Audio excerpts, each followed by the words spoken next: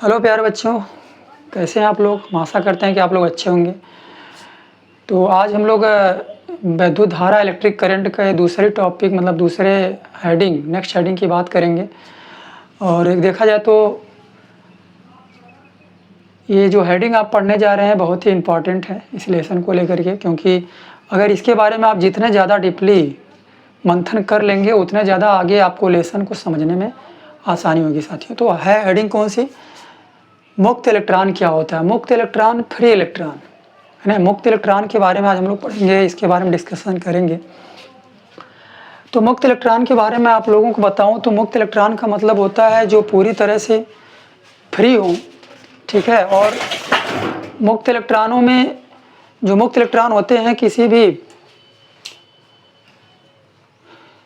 धातु के अंदर उसी कारण किसी भी धातु या चालक या तार में करंट, है ना, या धारा का प्रवाह होता है। तो आइए समझते हैं मुक्त इलेक्ट्रॉन होते क्या हैं। मुक्त इलेक्ट्रॉन का मतलब समझिए, मान लीजिए कोई वस्तु हो, ठीक है। अगर कोई वस्तु हो या मैं कह लूँ कोई पदार्थ हो, है। अगर इसको पूछा जाए आपको केमिस्ट्री की भाषा में वस्तु या पदार्थ किससे मिलकर बने होते हैं, इसका छोटा भाग कौन सा होता है, तो आप बोलेंगे वस्तु हो, पदार्थ हो या तत्व हो, है ना, या तत्व हो। ये सब के सब इन सबों का छोटा सा भाग क्या होता है, अणु कहलाता है, ठीक है। इसके छोटे से कण को क्या कहते हैं, अणु कहते हैं। किसी भी वस्तु, पदार्थ या तत्व का सबसे छोटा कण होता है उसको अणु कहते हैं। और अणुओं को अगर विभाजित किया जाए तो अणु विभाजित होते हैं किसके अंदर, परमाणु में विभाजित होते हैं। और परमाणु किसी भी वस्तु का या किसी भी तत्व या पदार्थ का सबसे सूक्ष्मतम भाग होता है, सबसे छोटा कण होता है। अब परमाणु के अंदर होता क्या है प्यारे बच्चों, परमाणु के अंदर होता है इलेक्ट्रॉन, प्रोटॉन, न्यूट्रॉन, है ना। आप सभी लोगों को पता है कि परमाणु के अंदर इलेक्ट्रॉन, प्रोटॉन और न्यूट्रॉन होता है ना। इलेक्ट्रॉन, प्रोटॉन, न्यूट्रॉन होता है। और ये इलेक्ट्रॉन, प्रोटॉन, न्यूट्रॉन जब भी किसी परमाणु के अंदर होते हैं, है ना। ये मान लीजिए परमाणु का नाभिक हो गया, ये इसकी कक्षाएँ होंगी, ठीक है। ध्यान समझिएगा आप लोग, तब आपको समझ में आएगा मुक्त इलेक्ट्रॉन होते क्या है। तो इलेक्ट्रॉन, प्रोटॉन, न्यूट्रॉन की बात करें तो नाभिक में आप सभी लोगों को पता है, पूरी दुनिया जानती है कि नाभिक में प्रोटॉन और न्यूट्रॉन रहते हैं। और कक्षाओं में कौन होता है, इलेक्ट्रॉन होते हैं। ये कक्षाओं में इलेक्ट्रॉन होते हैं, ठीक है। तो ये कक्षाओं में इलेक्ट्रॉन होते हैं, नाभिक में प्रोटॉन और न्यूट्रॉन होते हैं। हमें पता करना है मुक्त इलेक्ट्रॉन कौन से होते हैं। तो होता क्या है कि जब भी किसी परमाणु के अंदर जो इलेक्ट्रॉन होते हैं, आप देख सकते हैं कि कुछ इलेक्ट्रॉन नाभिक के बहुत पास होते हैं। जो कक्षाएं नाभिक के बहुत करीब होती हैं वो इलेक्ट्रॉन उन कक्षाओं में अगर होते हैं तो नाभिक के बहुत पास होते हैं। और कुछ इलेक्ट्रॉन नाभिक से दूर होते हैं क्योंकि कक्षाएं नाभिक से थोड़ा दूर होती हैं। तो जो इलेक्ट्रॉन नाभिक के पास होते हैं उन इलेक्ट्रॉनों पर नाभिक का बल ज़्यादा लगता है। ये माइनस है और नाभिक क्या है, प्लस है। नाभिक हमेशा क्या होता है, प्लस होता है। ये प्लस इस इलेक्ट्रॉन को आकर्षित किया हुआ है, इसके ऊपर ज़्यादा बल लगा रहा है। आपको मैं बताऊं तो आप पढ़े होंगे F इक्वल टू, है ना, क्या 1/4 पाई ε0 इंटू Q1 Q2 अपान क्या R², है ना। तो अगर देखा जाए तो दो आवेशों के बीच जो बल लगता है ना, वह बल इन दोनों आवेशों गुणनफल के समानुपाती होता है। लेकिन बीच की दूरी के वर्ग की, है ना, ये जो है बीच की दूरी के वर्ग क्या होता है, व्युत्क्रमानुपाती होता है ना। इस फार्मूले से आप क्लियर कर सकते हैं कि जितना ज़्यादा दूरी बढ़ती है उतने कम बल लगता है, और जितना कम दूरी होती है उतना ज़्यादा बल होता है। मतलब उल्टा इन दोनों में संबंध है। दूरी बढ़ती है ना, आवेशों के बीच की दूरी बढ़ती है तो उनके बीच बल बहुत कम लगता है, और दूरी अगर घटती है तो बल बहुत ज़्यादा लगता है। उल्टा संबंध नीचे और ये क्या है, ऊपर है। तो मेरे कहने का मतलब यह है कि यहाँ पे नाभिक इस इलेक्ट्रॉन पे क्या करेगा, ज़्यादा बल लगाएगा क्योंकि दूरी बहुत कम है।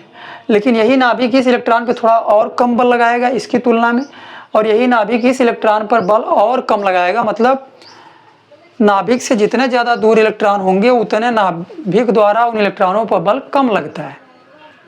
अब होता क्या है, नाभिक तो इन इलेक्ट्रॉनों को पकड़ा हुआ है, लेकिन बाहरी कक्षा के जो इलेक्ट्रॉन हैं उनको नाभिक पकड़ा तो है, आकर्षण बल लगा तो रहा है, लेकिन थोड़ा कम लगा रहा है ना। जो बाहरी कक्षाओं के इलेक्ट्रॉन हैं उस पर नाभिक का बल कम लग रहा है। अब हम करते क्या है हम करते क्या है प्यारे बच्चों कि इसको अगर कहीं से हम एनर्जी देते हैं, इस परमाणु को कहीं से अगर हम एनर्जी देते हैं, कहीं से ऊर्जा देते हैं, ठीक है, क्या देते हैं, ऊर्जा देते हैं। जब परमाणु को कहीं से ऊर्जा देते हैं तो परमाणु के अंदर उपस्थित जो इलेक्ट्रॉन होते हैं, और वो इलेक्ट्रॉन जो नाभिक से थोड़ा ज़्यादा दूरी पर होते हैं, है ना, उन इलेक्ट्रॉनों को जैसे ही ऊर्जा मिलती है वो तुरंत अपनी कक्षाओं को छोड़ करके अपनी से ऊंची कक्षा में चले जाते हैं, या फिर आप कह सकते हैं कि धातु के ऊपरी सतह पर आ जाते हैं, लोहे के ऊपरी सतह पर आ जाते हैं। देखिए, कोई भी लोहा हो, कोई भी धातु या तत्व जो भी हो या पदार्थ कुछ भी हो, कोई भी वस्तु हो, अगर हम उसके अंदर क्या है, परमाणु है, और उस परमाणु के अंदर क्या है, इलेक्ट्रॉन है।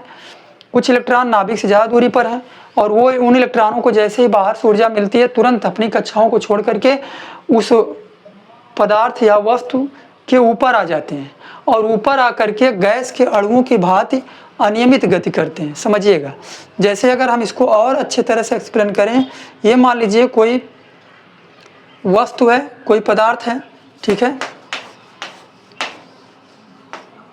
ये कोई वस्तु है या कोई पदार्थ है मान लीजिए, और इसके अंदर क्या है, आपको पता है इसके अंदर क्या होंगे, इसके अंदर तमाम इलेक्ट्रॉन होंगे, ठीक है, ये इलेक्ट्रॉन होंगे। जब बाहर से ऊर्जा दी जाती है तो इलेक्ट्रॉन, है ना, परमाणु में उपस्थित इलेक्ट्रॉन अपनी कक्षाओं को छोड़ करके उस धातु के ऊपरी सतह पर आ जाते हैं,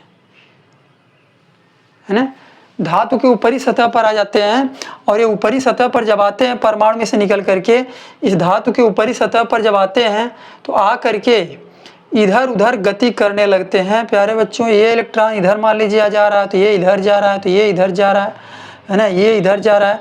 सब के सब इलेक्ट्रॉन, है ना, गैस के अणुओं की भांति अनियमित गति करने लगते हैं, इधर उधर गति करने लगते हैं, सब के सब इलेक्ट्रॉन, ठीक है, ये इधर जा रहा है तो ये इधर आ रहा है, ठीक है, सब इधर उधर इसमें घूमने लगते हैं। कब? जब इन इलेक्ट्रॉनों को बाहर से ऊर्जा दी जाती है, मतलब जब किसी भी परमाणु को बाहर से ऊर्जा दी जाती है तो परमाणु में उपस्थित इलेक्ट्रॉन, वो इलेक्ट्रॉन जो नाभिक से कुछ ज़्यादा दूरी पर होते हैं, वो जल्दी निकलते हैं अपनी कक्षाओं से, और ऊर्जा पाने के बाद उस धातु के ऊपरी सतह पर आ जाते हैं। धातु के ऊपरी सतह पर आकर के गैस के अणुओं की भांति इधर उधर जिग जैग मोशन करने लगते हैं, मतलब गति करने लगते हैं, गैस के अणुओं की भांति इधर उधर गति करने लगते हैं, इधर उधर घूमने लगते हैं, ठीक है। इन इलेक्ट्रॉनों की जो गति होती है 10⁴ मीटर प्रति सेकंड होती है। मतलब ये इलेक्ट्रॉन जो इसमें घूम रहे हैं 10⁴ मीटर पर सेकंड के वेग से घूमते हैं, और इन्हीं इलेक्ट्रॉन को मुक्त इलेक्ट्रॉन कहते हैं, फ्री इलेक्ट्रॉन कहते हैं। इनकी स्पीड तो इतनी होती है, लेकिन एक बात याद रखने की है कि इनका जब औसत वेग निकाला जाता है, औसत वेग तो कितना होता है, 0 होता है। एवरेज वेलोसिटी 0 होती है। क्यों? क्योंकि इसमें किसी भी इलेक्ट्रॉन की दिशा निश्चित नहीं होती है। एक इलेक्ट्रॉन इधर से एक इलेक्ट्रॉन इधर से आया, आपस में टकरा गए, और टकराने के बाद उनका वेग क्या हो गया, 0 हो गया, खत्म हो गया। तो आप कह सकते हैं कि इनका औसत वेग क्या होता है, 0 होता है। और औसत वेग 0 होने के कारण, जब वेग ही 0 है तो सीधी सी बात आप कह सकते हैं कि इनका औसत वेग 0 होने के कारण धारा का प्रवाह नहीं होता है, करंट नहीं फ्लो होता है। जैसे मैं एज एग्जाम्पल के थ्रू आपको बताऊं, जैसे साइकिल है, मान लीजिए साइकिल के लोहे को अगर आप पकड़ते हैं तो करंट नहीं मारता है, जबकि उस लोहे के ऊपर इलेक्ट्रॉन है ना, लेकिन वो इलेक्ट्रॉन गैस के अणुओं की भांति इधर उधर गति कर रहे हैं, और उनका वेग मतलब निश्चित दिशा में नहीं, इधर उधर गति करने के कारण उनका औसत वेग क्या होता है, 0 होता है। इसलिए उस साइकिल के लोहे पे करंट नहीं मारता है, आप छूते हैं तो, जबकि उसमें भी इलेक्ट्रॉन। लेकिन अगर उसी साइकिल के लोहे के सिरों पर विभवांतर आरोपित कर दिया जाए, मतलब करंट उसमें प्रवाहित किया जाए, धारा प्रवाहित किया जाए, उस साइकिल के लोहे को अगर करंट दे दिया जाए, तो होता क्या है कि ये सब के सब इलेक्ट्रॉन उस लोहे के लंबाई के अनुदिश गति करने लगते हैं। ये सब इलेक्ट्रॉन उसमें लंबाई के अनुदिश गति करने लगते हैं, मतलब एक लाइन में चलने लगते हैं, है ना। जब भी इस धातु के सिरों पर विभवांतर आरोपित करेंगे, मतलब लाइन देंगे, करंट देंगे बाहर से, जैसे ही करंट देंगे विभवांतर आरोपित करेंगे। विभवांतर आरोपित करने पर ये जितने मुक्त इलेक्ट्रॉन हैं ये सब के सब एक लाइन में गति करने लगते हैं। जब एक लाइन में गति करने लगते हैं तो प्यारे बच्चों इनका वेग घट जाता है, घट करके 10⁻³ मीटर पर सेकंड हो जाता है ना। वेग तो घटेगा ही क्योंकि वो लाइन में आ गए, और लाइन में आने के बाद तो वेग तो घटता ही है, ठीक है। और इधर उधर दौड़ रहे थे तो वेग ज़्यादा था, लेकिन लाइन में आ गए तो वेग क्या हो गया, घट गया। जैसे मैं एज एग्जाम्पल के थ्रू आपको बताऊं तो किसी भी गार्डन में कुछ बच्चों को छोड़ दीजिए, है ना। बच्चे अगर छोटे छोटे हैं उनको छोड़ दीजिए, 150 बच्चों को, वो सब अपना घूमेंगे खेलेंगे, उसी में इधर उधर दौड़ेंगे, और सब के सब क्या है, एक तरह से मुक्त इलेक्ट्रॉनों की तरह इधर उधर दौड़ते हैं, इधर उधर घूमते हैं। और वही उसी में कुछ बच्चे आपस में टकरा करके क्या होते हैं, रोने लगते हैं, बैठ जाते हैं, उदासीन हो जाते हैं। तो वो जब टकरा गए, आपस में इधर उधर दौड़ रहे थे, कोई दिशा निश्चित थी ही नहीं, तो औसत वेग क्या हो गया, 0 हो गया, तो उसका कोई रिजल्ट नहीं निकला। लेकिन उन्हीं बच्चों को अगर एक लाइन में खड़ा करके और दौड़ा दिया जाए तो देखिए, जब वो इधर उधर दौड़ रहे थे मैदान में, खुले थे, पूरी तरह से आज़ाद थे, तो उनकी स्पीड बहुत ज़्यादा थी, है ना, उनकी स्पीड बहुत ज़्यादा थी।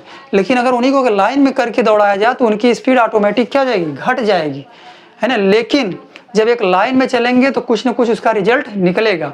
उसी तरह इलेक्ट्रॉन जब एक लाइन में गति करने लगते हैं, जब उनके धातु के सिरों पर, चालक के सिरों पर बैटरी द्वारा, है ना, विभवांतर आरोपित किया जाता है, करंट लगाया जाता है, तो ये सब के सब इलेक्ट्रॉन, है ना, ये जैसे ही यहाँ पर इसके सिरों पर विभवांतर आरोपित करते हैं तो जो इलेक्ट्रॉन इसके,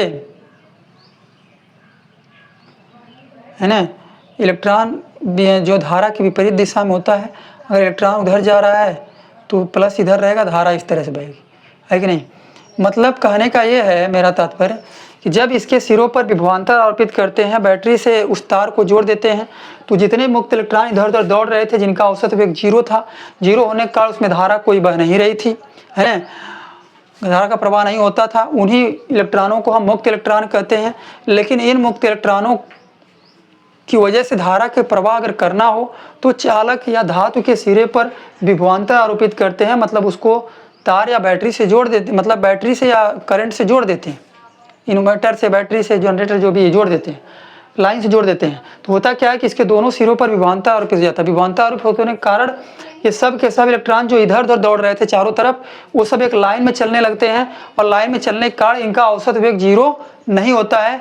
जब इनका औसत वेग 0 नहीं होता है, ठीक है, औसत वेग क्या होता है, ये 0 नहीं होता है प्यारे बच्चों, तो धारा का भी प्रवाह होने लगता है, मतलब धारा बहने लगती है, उस तार में, उस धातु में धारा का प्रवाह होने लगता है।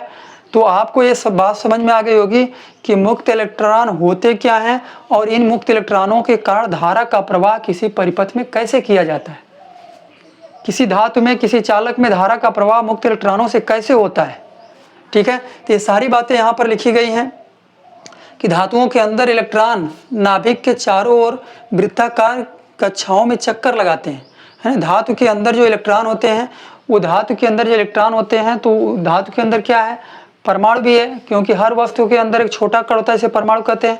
उन परमाणुओं के अंदर इलेक्ट्रॉन जो होते हैं, अंदर इलेक्ट्रॉन नाभिक के चारों ओर चक्कर लगाते हैं, वृत्ताकार कक्षाओं में चक्कर लगाते हैं। जो इलेक्ट्रॉन बाहरी कक्षा में होते हैं उन पर नाभिक का आकर्षण बल बहुत कम लगता है। मैंने बताया जो बाहरी कक्षा में होते हैं उन पे नाभिक का आकर्षण बल बहुत कम लगता है। अतः इन इलेक्ट्रॉनों को यदि बाहर से ऊर्जा दे दी जाए, मतलब इनको अगर गर्म कर दिया जाए, बाहर से ऊर्जा दिया जाए, तो ये इलेक्ट्रॉन अपनी कक्षा छोड़कर धातु की ऊपरी सतह पर आ जाते हैं, उस लोहे के ऊपरी सतह पर आ जाते हैं, और वहाँ पर गैस के अणुओं की भांति अनियमित गति करते हैं, इधर उधर गति करते हैं। इनका वेग 10⁻⁴ मीटर पर सेकंड होता है। इनका औसत वेग 0 होता है, मतलब इधर उधर दौड़ने के कारण आपस में टक्कर कर जाते हैं, इसलिए इनका औसत वेग क्या होता है, 0 होता है, क्योंकि इनकी कोई दिशा निश्चित नहीं होती है। इनका औसत वेग जो 0 होता है, क्योंकि इनकी दिशा निश्चित नहीं होती है, इसलिए परिपथ में कोई धारा नहीं बहती साथियों, धारा नहीं बहती है। लेकिन धारा प्रवाह करने के लिए क्या करना पड़ेगा, उसके सिरों पर विभवांतर आरोपित करना पड़ेगा, मतलब करंट देना पड़ेगा। यहाँ पे लिखा गया है, जब धातु के सिरे पर विभवांतर आरोपित किया जाता है तो धातु में उपस्थित मुक्त इलेक्ट्रॉन धातु की लंबाई के अनुदिश, है ना, धातु की लंबाई के अनुदिश गति करने लगते हैं, और इनका वेग घटकर जाते हैं -3 मीटर पर सेकंड हो जाता है।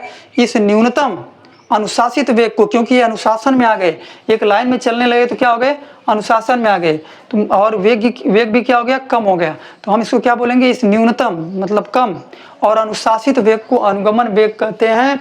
और इसी वेग से परिपथ में धारा का प्रवाह होता है।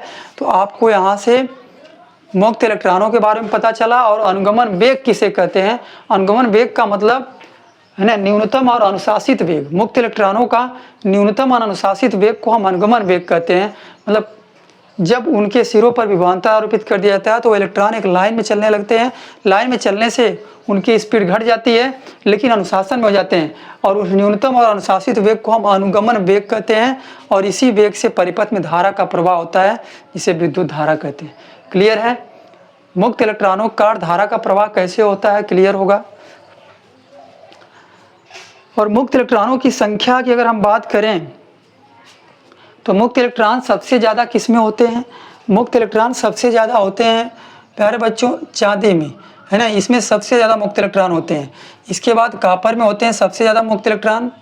इसके बाद आपका सोना में सबसे ज़्यादा इलेक्ट्रॉन होते हैं मुक्त इलेक्ट्रॉन, है ना, सबसे ज़्यादा इसमें, उससे कम इसमें, उससे कम इसमें, और सबसे कम किस में होते हैं, एल्यूमिनियम में होते हैं।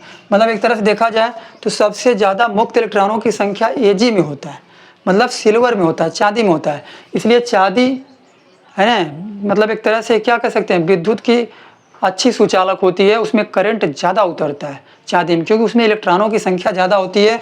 मुक्त इलेक्ट्रॉन, फ्री इलेक्ट्रॉन जिसमें जितने ज़्यादा होंगे उसमें विभवांतर आरोपित करने पर वो सब के सब, ज़्यादा इलेक्ट्रॉन है तो सब दौड़ेंगे, और ज़्यादा इलेक्ट्रॉन संख्या होने के कारण उसमें करंट ज़्यादा फ्लो होगा या धारा बहुत तेज़ी से प्रवाहित होगी, क्योंकि मुक्त इलेक्ट्रॉन इसमें सबसे ज़्यादा है। उससे कम कॉपर में, उससे कम। तो सबसे अच्छा विद्युत का सुचालक कौन है, करंट का सुचालक, है ना, Ag है, चांदी। ठीक है, तो यहाँ तक आप लोगों को समझ में आ गया होगा मुक्त इलेक्ट्रॉन से कैसे धारा का प्रवाह होता है। मुक्त इलेक्ट्रॉन होते क्या हैं, मुक्त इलेक्ट्रॉन वो इलेक्ट्रॉन होते हैं जो नाभिक से कुछ दूरी पर होते हैं, है ना, नाभिक से कुछ दूरी पर उपस्थित जो इलेक्ट्रॉन होते हैं उनको बाहर से ऊर्जा देने पर वो अपनी कक्षा छोड़ करके, है ना, ऊपरी सतह पर चले जाते हैं। धातु की ऊपरी सतह पर जाकर गैस के अणुओं की भांति नियमित गति करते हैं। और इनका वेग 10⁻⁴ मीटर पर सेकंड होता है। इनका औसत वेग शून्य होने के कारण इसमें धारा का प्रवाह नहीं होता है। इन्हीं को मुक्त इलेक्ट्रॉन कहते हैं। इनको जब इनके सिरों पर विभवांतर आरोपित किया जाता है तो ये इलेक्ट्रॉन एक लाइन में गति करने लगते हैं। इनका वेग घट जाता है, घट के 10⁻³ मीटर पर सेकंड हो जाता है। और इस न्यूनतम अनुशासित वेग को अनुगमन वेग कहते हैं, जिससे धारा का प्रवाह होता है परिपथ। ठीक है, यहाँ तक आप लोगों को क्लियर हो गया होगा। अब मैं आप लोगों को बताना चाहूँगा इन मुक्त इलेक्ट्रॉनों को लेकर के कुछ परिभाषाओं के बारे में बताना चाहूँगा जो काफ़ी इम्पॉर्टेंट। ठीक है, तो यहाँ तक आप लोग उतार लीजिए और मैं आशा करता हूँ कि आप लोगों को क्लीन दिख रहा होगा यहाँ तक।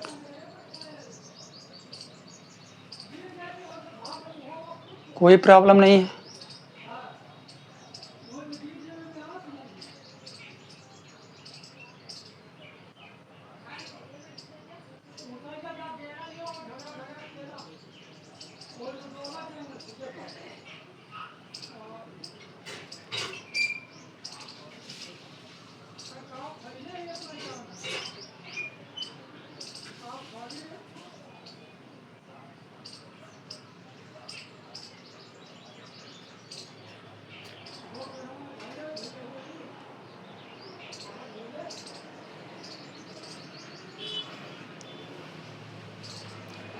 चलिए, तो अब मैं आप लोगों को बताऊंगा इन मुक्त इलेक्ट्रॉनों को लेकर के कुछ बहुत मेन परिभाषाओं को लेकर के मैं उसकी चर्चा करूंगा, है ना।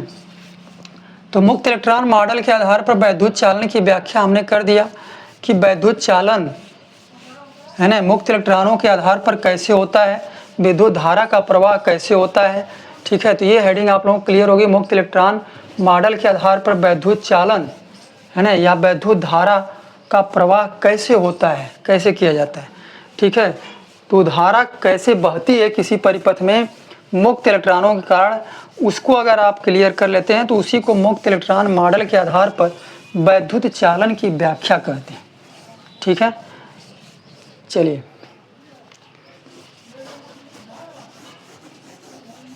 अब मैं आप लोगों को बताऊंगा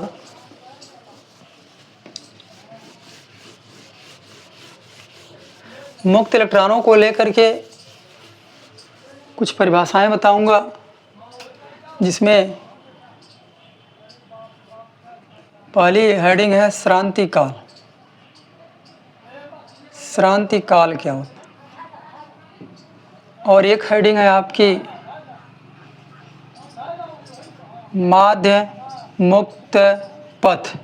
माध्य मुक्त पथ क्या होता है और श्रांति काल क्या होता है, इसको आप लोग समझें और फिर इसके बाद इसकी परिभाषा को हम लिखते हैं। ठीक है, ये मुक्त इलेक्ट्रॉनों को लेकर के श्रांति काल और माध्य मुक्त पथ का डिफिनेशन पूछा जाता है पेपर में। तो मैं आप लोगों को बताना चाहता हूँ, प्यारे बच्चों यहाँ पर समझिएगा। मान लीजिए यह जो है धातु का कोई टुकड़ा है, कोई धातु की सतह है और इसके अंदर क्या है, ये सब के सब मुक्त इलेक्ट्रॉन हैं। इनको बाहर से ऊर्जा दी गई और बाहर से ऊर्जा देने के बाद ये सब यहाँ आकर के गैस के अणुओं की भांति गति कर रहे हैं। ठीक है, गैस के अणुओं की भांति क्या कर रहे हैं, गति कर रहे हैं। ठीक है, तो होता क्या है कि जैसे इस धातु की सतह को बाहर से ऊर्जा हम देते हैं, ठीक है, बाहर से ऊर्जा जैसे इसको दी जाती है, ठीक है, बाहर से ऊर्जा जैसे दी जाती है, ऊर्जा दी जाती है, जैसे हम ऊर्जा देते हैं, तो ये सब के सब इलेक्ट्रॉन परमाणु की बाहरी कक्षा से निकल करके धातु के ऊपरी सतह पर आ जाते हैं और आकर के गैस के अणुओं की भांति अनियमित गति करते हैं। ठीक है, गैस के अणुओं की भांति क्या करते हैं, अनियमित गति करते हैं। इतना तो आपको पता है कि जब भी किसी धातु या पदार्थ को बाहर से ऊर्जा दी जाती है तो उसके अंदर उपस्थित जो इलेक्ट्रॉन होते हैं, उसके परमाणु में उपस्थित जो इलेक्ट्रॉन होते हैं, वो अपनी कक्षा छोड़ करके, है ना, अपनी कक्षा छोड़ करके धातु की ऊपरी सतह पर आ जाते हैं और आकर के गैस के अणुओं की भांति अनियमित गति करते हैं, है ना, इधर उधर गति करते हैं। अब होता क्या, श्रांति काल का मतलब ये होता है मुक्त इलेक्ट्रॉनों के, ये मुक्त इलेक्ट्रॉन जो है, जो बाहर आकर के गति कर रहा है इधर उधर, ये जो है आया इधर, है ना, इधर, और ये इससे टकराया, और जैसे इससे टकराया तो ये जो है इससे टकराया, और जैसे ये इससे टकराया तो ये वाला इससे टकराया। ठीक है, तो होता क्या है, क्रम से जो टक्कर होता है मुक्त इलेक्ट्रॉनों के, किन्हीं दो मुक्त इलेक्ट्रॉनों के क्रमागत टक्करों के बीच, मुक्त इलेक्ट्रॉन जो है क्रमागत टक्करों के बीच लगे समय को, मुक्त इलेक्ट्रॉनों के, किन्हीं दो मुक्त इलेक्ट्रॉनों के क्रमागत टक्करों के बीच,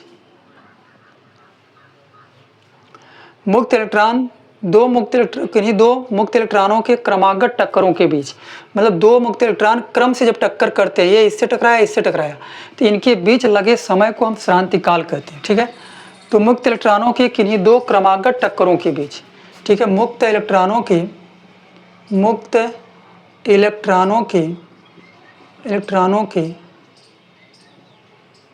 किन्हीं दो क्रमागत टक्करों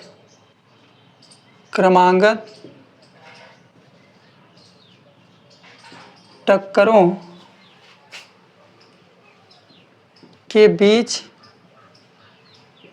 लगे समय को श्रांति काल कहते हैं। श्रांति काल कहते हैं। इसे टाउ से, इसको क्या बोलते हैं, इसे टाउ से, ठीक है, इसे टाउ से प्रदर्शित करते हैं या दर्शाते हैं, इसे टाउ से दर्शाते हैं। ठीक है, तो मुक्त इलेक्ट्रॉनों के जितने मुक्त इलेक्ट्रॉन हैं, किन्हीं दो क्रमागत टक्करों के बीच, मुक्त इलेक्ट्रॉन के किन्हीं दो क्रमागत, मतलब ये इससे टकराया तो ये इससे टकराया, दो क्रमागत टक्करों के बीच लगे समय को श्रांति काल कहते हैं।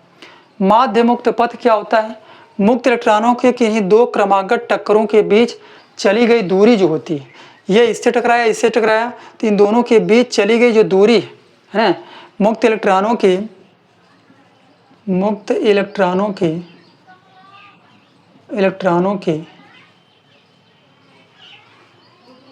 किन्हीं दो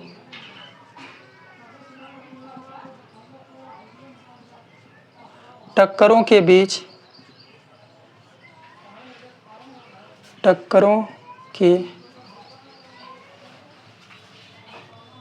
किन्हीं दो क्रमागत टक्करों के बीच, किन्हीं दो क्रमागत किन्हीं दो क्रमागत टक्करों के बीच चली गई